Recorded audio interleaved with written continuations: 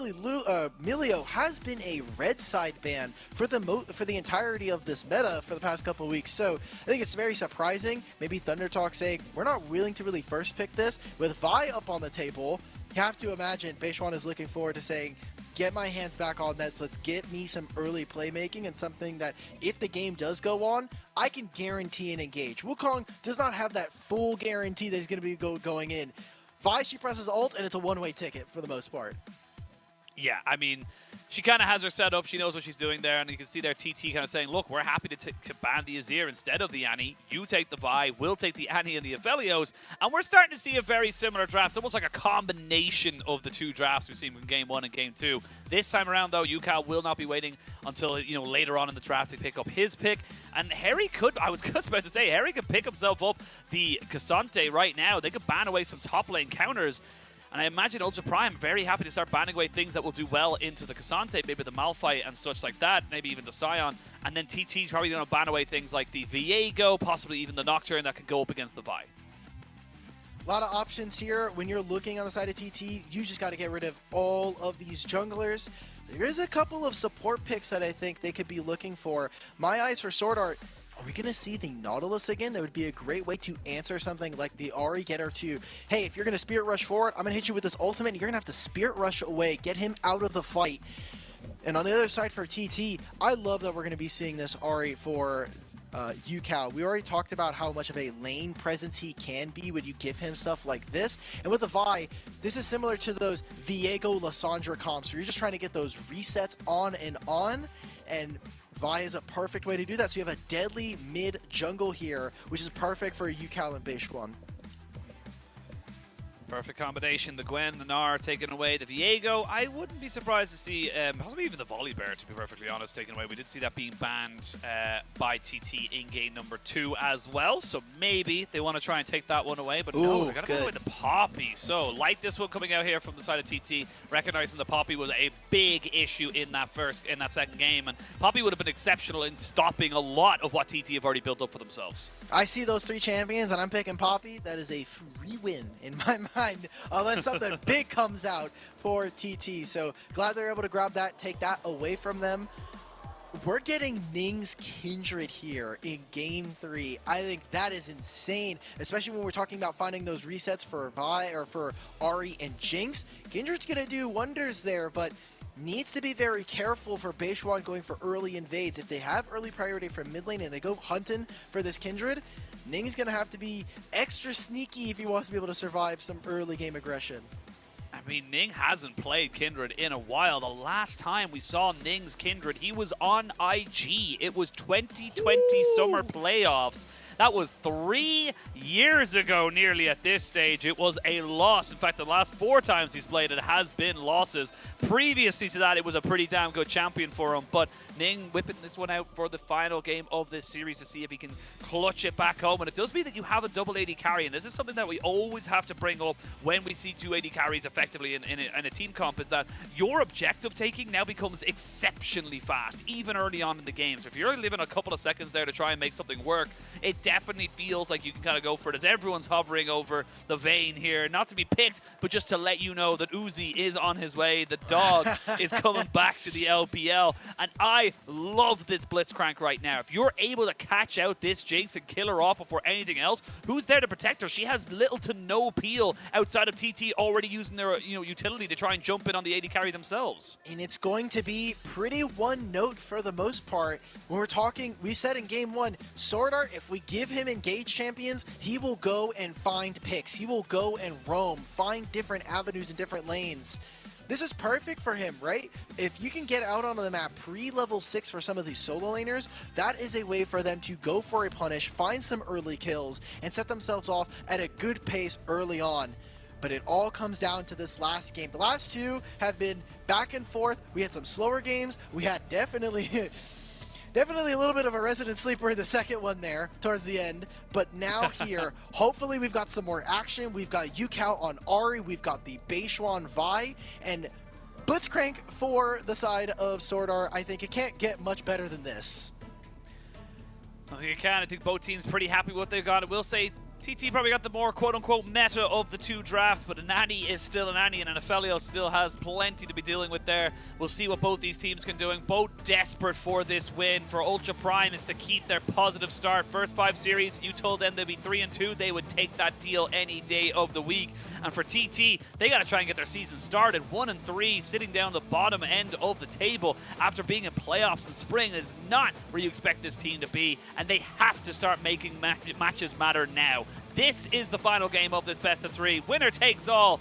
And this could be the last time we really kind of see either of these teams play against each other for at least another few months. Because again, they might not either both make it to playoffs or both neither make it to playoffs. That could be it. Yeah, there could be a combination of one of the two. And it could be one of those things where we're talking like, this match could potentially cascade into a bunch of other things, right? Like, this match could be a primary function as to whether or not one of these teams makes playoffs. So hopefully for them, they're focused, they're keeping their heads on straight, and we get to see what, all the different stuff, right? We talked about Kindred being kind of a cool pick for Ning, but not something that he's found a lot of success on. That was, I think, a lot to do with similar to like the Viego, where he ended up picking it and then didn't have too much success on it. Still not really kind of rocking a great win rate there. Oh, Ning is not going to be able to find this ward, so they have perfect tracking of this Kindred. And that is huge for TT. If they can find out where he is, they can meet him at this blue buff and get dangerous on the jungler of Ultra Prime. We'll have to wait and see. Ning not quite sure where he's going to be standing right now. SwordArt gets control over this brush. That's exactly what you want from a Blitzcrank's point of view. We'll actually be starting off with the punch, the powered-up punch, to make sure that he now know that there's no hook available to him. So it'll be interesting to see how he kind of moves forward with that. But yeah, we'll keep an eye on this Kindred, where and when they end up going with their pathing and whatnot, and if they get spotted out again on the way back from these Krugs. Some mirrored starts here. Both of these junglers are pathing towards bot side. There's a tank in both sides of the lane on top. We are not going up there. This is going to be similar to game 1, Ashin. We are not seeing any action from these two top laners. If it is, it's going to be Hery all out. Hoya is going to throw the ultimate, and we're going to be like, and we're right back to where we started with this lane matchup. It is all eyes on this bottom lane. 1xN Yaoyao versus Doggo and SwordArt. Doggo has gotten the better of this matchup time and time again. But when it came down to the wins, it was this Jinx that brought TT their first game. Was indeed. Probably wondering why they did a random zoom in there onto Ning. That is Pioshik's skin. That is the DRX Kindred. Oh! I believe it's like a chroma for it as well. I was gonna say. Do you know, like, yeah, I was gonna say, do you know like how much it costs to get all the skins and the like chroma and like the ultimate pack and stuff like that? It's like $150. Yeah, my friend was not happy because they were like, I just want the ward. Can I just buy the ward by itself? I don't want to buy all these skins. Oh no, I think you can. I think if you get the world's capsule, you get the ward as a I think. I could be wrong on that. So if you want to tell your friend that might be a workaround, so they don't have to spend $150. There's a maximum amount of RP you can buy. As you can, it's a pretty good trade up against Forge. So there are some people who actually just need to wait twice. You have to wait a couple days to be able to buy the world's package. Yeah, it's a lot. It's a lot of money, to be perfectly honest. A little bit forward there with the traps for 1xN, but good for him to see that he was able to kind of follow up there with Yaoyao. Ning did not get the spawn of the mark. It wasn't the top side, unfortunately, for him, so he's just going to recognize, yep, it's probably gone. It's unfortunate. It's straight up RNG. Sometimes you get lucky, sometimes you do not. And but he may see this as an opportunity to maybe get something on the bot side, because he's probably thinking to himself, hey, my mark's top. That means that the jungler is probably top, so maybe they could work for something here. A bit of an early dive, and Ultra Prime looking to get aggressive. Oh, look at this. Already has the Gravitum as well. It just takes one hook. It doesn't matter how well you set up this dive. Beichuan is nowhere near this area. They could potentially call down a teleport from one of the solo lanes, and that would be a win by itself, but instead decide we're not going to go for this. It would be a pretty big overextension. Grabbing that hook onto Yaoyao is just going to mean a little bit more damage. And like you're saying, those marks going missing from Ning is going to hurt in the meantime. The funny thing when we talk about Kindred is people are like, if you get 4 stacks, you're a real champion. And that's not necessarily the case. It does feel very nice. There's an attack range buff. You get a lot of bonuses on all of your abilities. But the champion still functions pretty similarly without those stacks. It's just accoutrements to the rest of the meal. great word. Sorry, I was just thinking in my head. I was just kind of like, yeah. oh, just a great word. It's different.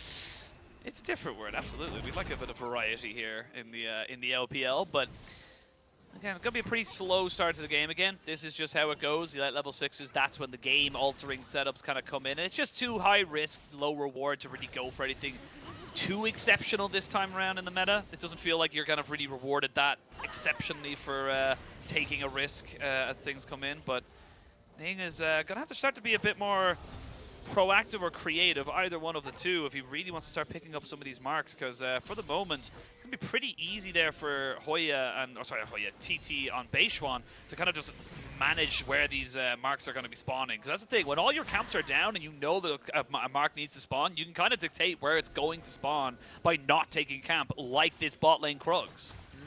And it gets stuck there, you're like, well, what do I do now as a Kindred? Because now I'm stuck. I can't really move out of this lane. And it's like, you could go for an invade, especially if, as we've seen from Ultra Prime, their bottom lane getting priority time and time again.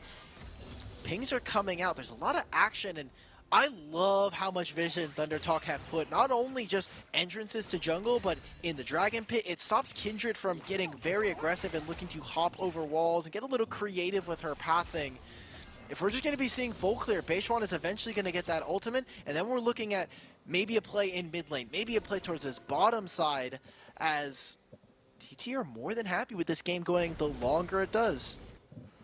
Yeah, well, Beichuan saying, cool, I have no camps up. I know exactly where this is spawning, and I'm going to take it away straight off the bat. So Beichuan being very smart of how he's been able to kind of cover all of these marks that have been spawning available. Ning will now know that it has been taken off of him, and he will not, unfortunately, have that available to him. So a bit unfortunate there for Ning, still sitting on 0 stacks. It does feel bad.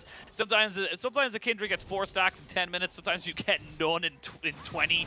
I've seen it a couple of times there, but it is just it's just par for the course. It's just how a champion works.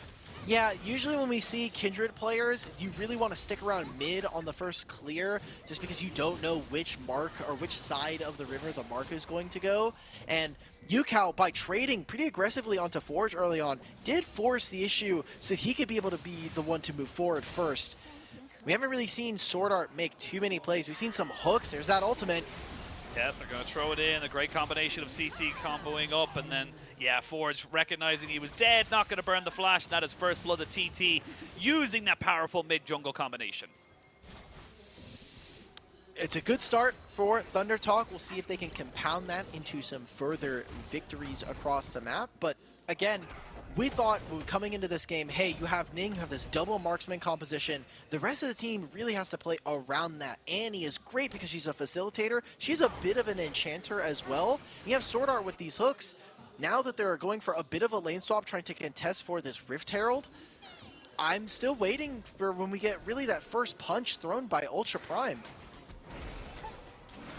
Still waiting to see where they want to try and focus right now. Ning putting himself to the back of the pit because he recognizes he can just dance his way out of that one should he need it. But you did use the Spirit Rush and the Cease and Desist here for the side of TTs. You're not playing with a full deck of cards for the moment. One good hook onto a priority target could mean it. This could be a 5v5, but TT think the better of it. Ultra Prime happy to take away this objective, and without trading the Dragon, it's kind of an ultimate win coming out here for the side of Ultra Prime. They're not losing anything because of this. Yeah, that's actually the biggest thing that was going to be happening here, is the fact that Ultra Prime, by getting this Rift Herald and with Thunder Talk face-checking this side and rotating so many people up, there's no access to the Dragon. There's no trade for them like we were talking about. So Ning, playing towards this top side, could be looking to drop this Rift Herald and get Doggo ahead. A big part of their wins every single time.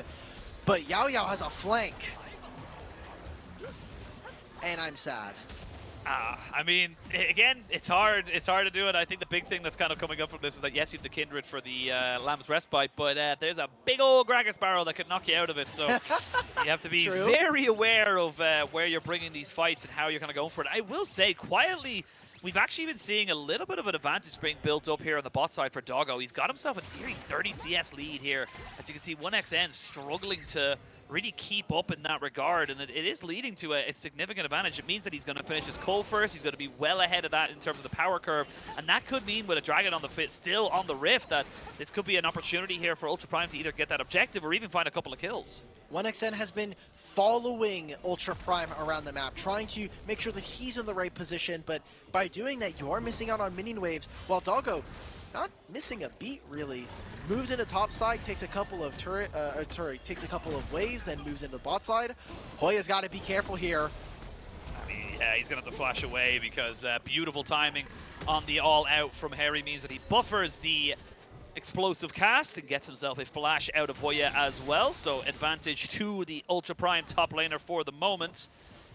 Now we can wait to see where TT want to try and get this one back. And again, the entire narrative of the series has been Ultra Prime looking the better of the two teams. I don't want to get it twisted. Even in the game that TT won, I maintain that Ultra Prime should have won it. That's just kind of how this song and dance goes. Yeah. And we can see now Hery going underneath the tower, taking a bit of a bad trade for the moment. Hery? Yeah, don't know if Hery was maybe thinking about this too much. Will have to flash himself and then gets a little bit of a dash away, but now maybe turning this one right back around. Knows if he can get the knockback, he could be in a good position. But not quite able to land, and Hery just having a little bit of disrespect there towards his opposite number and not respecting that Hoya can straight up go for those kind of fights. Wait, I tell you, Sheen, we go top side, we're like, oh, no, hold on, is there going to be some play? Nope, nope. It's just tank top laners doing that thing. Told you, man. No point in looking. There's just no point in looking anymore. It's just it's full of disappointment and regret. That's all it is. Is that how you feel about tank top laners? Tell us how you really feel, Sheen. I mean, again, like I maintain that one of the most fun, even though it was like crazy, busted at the time, was 2015 Worlds Fiora Darius. That stuff was so fun. Ew. It was so fun because it was a proper matchup of like who got advantage of who. Did you get the apprehend off before the riposte, or did you riposte it and they were able to turn it around? There was so many little things. There was so many times where riposte was used to just nullify the effects of the Darius guillotine, and yeah, the Noxian guillotine even. Little small things. You have me reminiscing now, Ulk. You got me thinking about all the different metas. I've been around a while. I have been That's fair. Part of League of Legends ecosystem for a fair bit of time at this point. Yeah, you've been here for a while. You've name changed a few times. Some of these items have changed up on you as well. So it must be nice. You know, you got a lot of history there that, especially for a lot of newer League fans, they don't know. There are some people that may not even know a lot of the legacy that Uzi had. So it's really awesome that he's coming back and there's another person here to tell that story for them. Give them some hope. Give them some of the, I guess, the mysticism around Uzi when he was coming back. But he's not in this game. We don't have to worry about him. I'm going to let Mazel and them have fun with that series when it gets to him. I was just about to say, flattery will get you everywhere, Ulk. That's all I'm saying. It's just all I'm saying is flattery will get you everywhere. I really appreciate the kind words you throw it into Everfrost for Everfrost. Actually, no, just Everfrost for Tibbers. For some reason, I thought Forge had an Everfrost, but it's Frozen Annie. It counts. I'll count it. Yes. You know what? We'll allow it. Median germ. But yeah, I don't think we have a moment here to kind of chill for a second as Forge does force the ultimate out of Ucal at the end of it all, so it ends up being kind of an equal trade. Does Ning actually have any stacks? I don't believe he does. No. He's still doing well for himself in the farming department, but I don't think he's actually got anything else. Now Ucal, that was a lovely flash. That was fantastic from SwordArt. He wants this victory, and that was gorgeous. Oh my lord, the prediction. He just did not care. He said, look, one of the best blitzcrank mechanics you can do is don't even throw out the hook. You don't have to do that. All you have to do is just knock them up with your E and just call it a day. Goes for that, gets the ult right there. We are getting extra slow-mo in-person picture-in-picture there for Ning as he clears his top side of the jungle. I was like, his mark was that his first mark? No. So his mark is on Hoya. It did just move. It was off of the buff bar here for Gragas, so he may have chosen another one. It should show up next time we see Ming. Unless we get another camera of Ning, I don't think he has many stacks. And so now we're in this cool position where a minute and a half before the Dragon, TT maybe getting a little antsy, maybe feeling that sweat down their back, like we are in a tough position here. They're going to try to Death Rush, try to find a pick. SwordArt is going to walk straight into Fog of War. Yeah, and he's almost certainly going to die. I say that, though. There is a Lamb's Respite to kind of keep him fairly well and popped up right now. There's a good hook, and SwordArt thinks that you have caught me, I have caught you. Great turnaround there from Ultra Prime, and they get themselves another little pick. They thought, hey, with 1xN's ultimate, with all of our engage, we should be able to burst out this Blitzcrank, but it's just not enough, and so now Ultra Prime will be able to grab this Rift Herald. Because of the desync timers on the objectives, it does leave them the ability to move into the bot side and contest for this second Drake.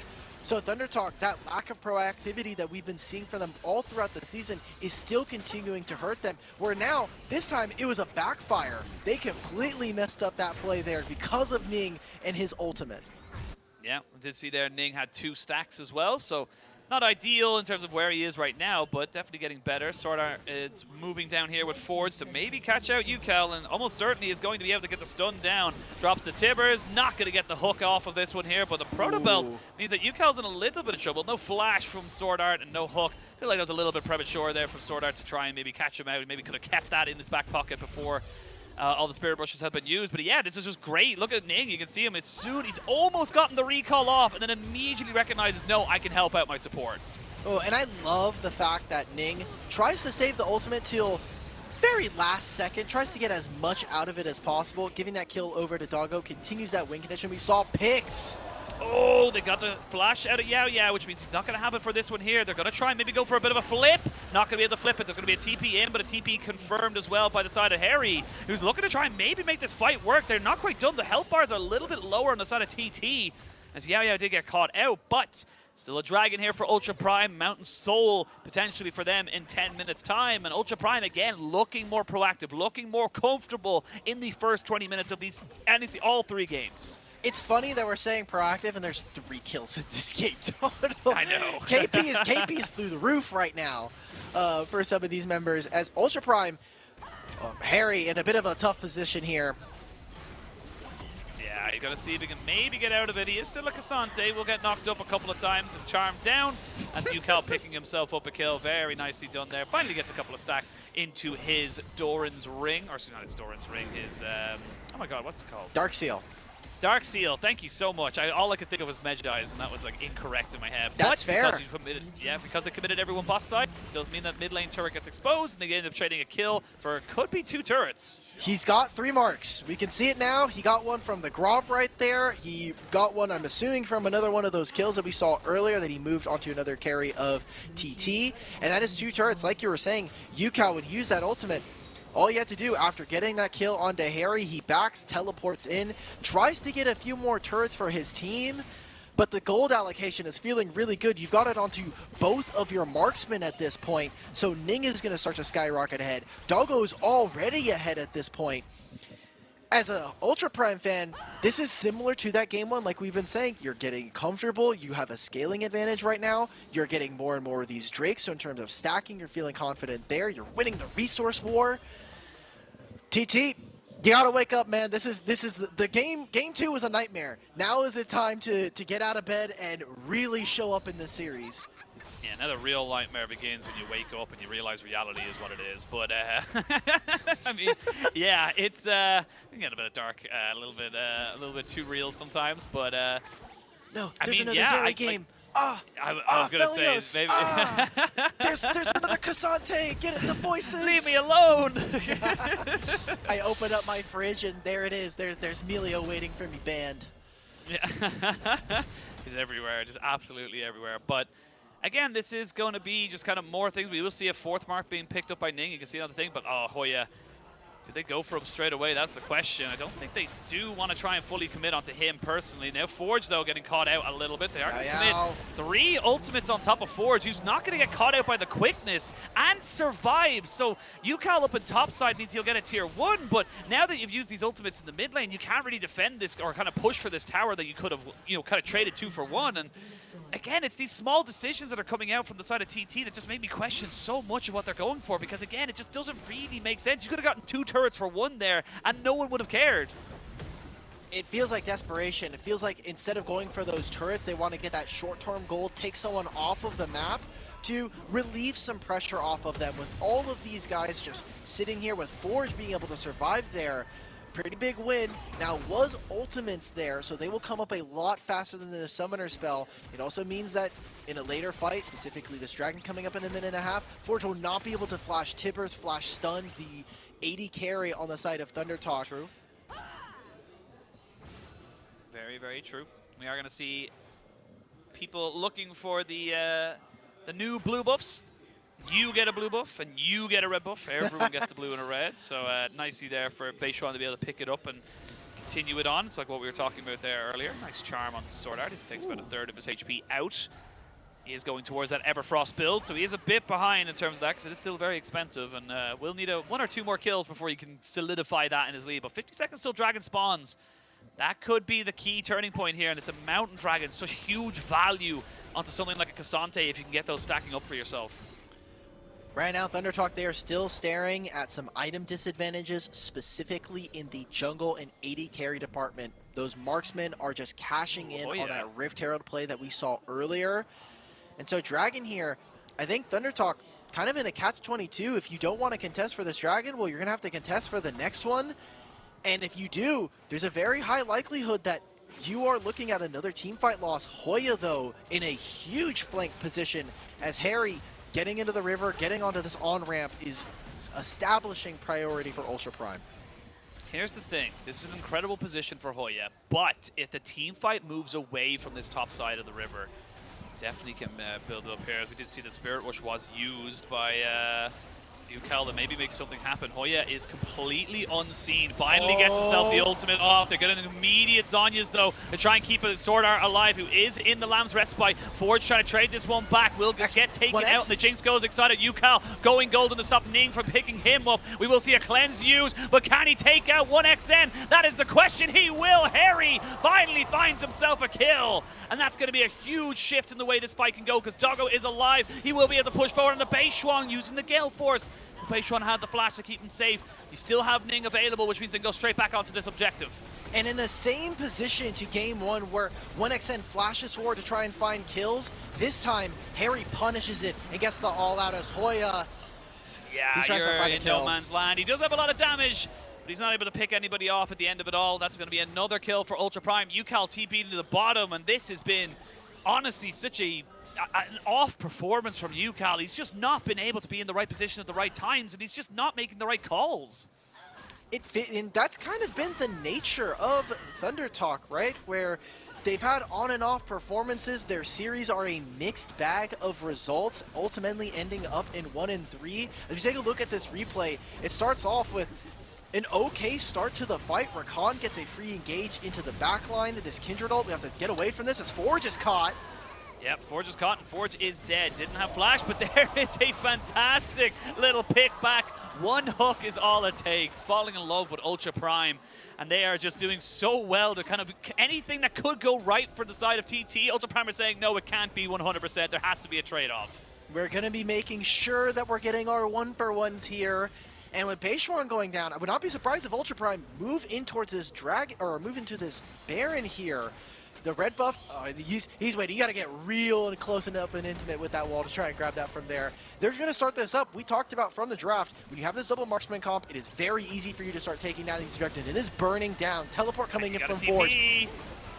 I mean, they're going to get SwordArt to get caught out here, but I don't know if he's going to go down because they can't really confirm that. They finally get the Super Mega Death Rocket, which executes him, but do they want to go for the fight? That is the real question. Now you can see with the quickness, do they want to try and maybe make this fight a little bit too far forward, a flash away? Doggo almost goes down, but he knows there's no ultimate available for the Jinx, which means Hoya has been left all on his lonesome. They trade it back 2 for 1 in favor of Ultra Prime, the Baron, and with 3 minutes to go, they'll have a full wave, all lanes wave push in their favor while they get this Baron going for themselves. They can just keep on pushing. I love this lane assignment as they all start to redeploy back out onto the map. Doggo, great cleanse there to keep himself alive. Almost went down in that last fight, and that assuredly was going to be a turning point for 1xN if he was able to grab that kill. We take a look at this. Oh, they're just on top of a ward. No one's sweeping. Forge does get caught out eventually for the rest of this after Ucal gets here. And this is as close as this fight was going to get. This should have been ThunderTalk's position. Beichuan getting caught out by this hook just turns everything for Ultra Prime. And they Again, SwordArt does get caught out at the end here.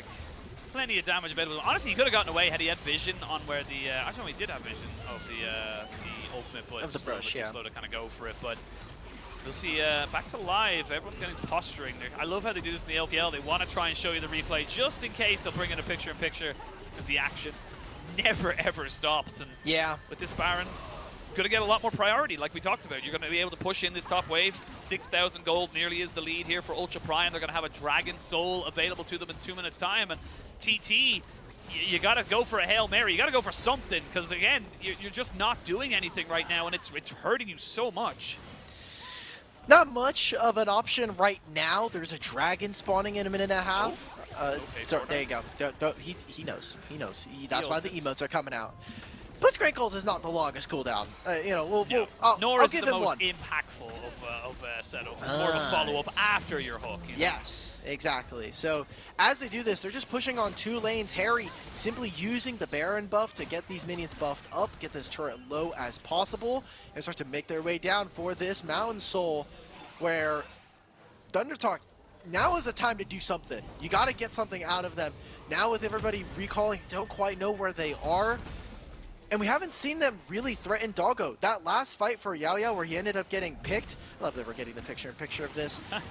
It's already off cooldown. Yeah. Come on, guys. Yeah. You don't got to do that to him. Yuyanjia went on to Hery. We saw in the Dragon fight before that Beichuan was trying to zone out Doggo, but didn't really threaten him all that much. If there's no threat onto Doggo, this is one of the reasons we have seen Ultra Prime win so many of their games. It is through Doggo and his amazing team fighting. But if you can get onto him, his positioning can be punished, and we could see picks. Yeah, we can see picks just like that. The silence comes back in. The cooldown was not needed, and Ning picks himself up a kill. Hery flashes over, maybe looking for Yuyanjia because he knows he has the support of his team. Double kill coming in for Ning on the Kindred. They know where everybody is. They know they're separated out, and he wants to go even further. He's got one more to go for. He's going to try and get on top of 1XN, who cleanses. We're going to see immediately into the Lamb's Respite as Beichuan gets pushed out of it. They will not be able to try and kill off Ning at the end of it all, and they might not even need the soul. There's 3 people dead. They could just go for the end of the game now. They've got 5 members here, and if anybody needs to recall, they can use their teleports to save these minions. This inhibitor is likely to go down. Yeah, double marksman. Ucal is up in 5. Ultra Prime do not think they're going to go for this. They're going to instead go secure their Mountain Soul. As TT lick their wounds and 10,000 gold down, they're going to need more than just 1 miracle. They're going to need a few from Ultra Prime to get back into this one. Yeah, they're going to need the resurrection of God himself to come back in and help them out with this game, because that's going to be a Mountain Soul now for the side of Ultra Prime. That's a near 10,000 gold lead. The bot lane's been taken, which makes this Baron defense in potentially a minute 45 exceptionally difficult because it is such a far away inhibitor to go for. And again, I maintain that Ultra Prime, despite the series being 2-1, you know, in either sense of the word, they have looked the better team. They have looked like they should have been able to, you know, they've had TT's number, and you know, they've cleaned up the mistakes of game number 1. This Blitzcrank, I talked about it right from the draft. It just does so much to just, you know, kind of swell up everything that TT have done and just put them in such a box. Well, we saw the Nautilus from SwordArt as well, and we were saying, hey, you did an excellent job there. You might have lost the game, but you were one of our frontrunners for a potential MVP there. And now with the Blitzcrank, it doesn't even matter if you're missing hooks. We got to fight. Yeah, we got to fight, and SwordArt's already dead. Immediately, Beichuan trying to jump in onto the backside of this one here before just jumping onto Ucal. Ning is down the Beichuan, and Beichuan is your mark. He's going to get himself another kill. That is just a jungle diff if I've ever seen it. This is what makes the Kindred such a scary pick, and now they traded off 2 for 1 as Yuyanjia goes down. They can keep pushing it towards that mid lane, maybe look to try and break up with this base again. 5, 0, and 5. They don't care, they don't even have minions! Yeah, exactly. They're bringing Tibbers. Tibbers could be our new minion. This one can take up a lot. They have a wave coming in as well. Awesome stuff coming out from Ultra Prime as they're just getting a little cheeky. They want to try and end this game. Kindred is level 17 right now. The average level of this game is like 13 to 14 right now.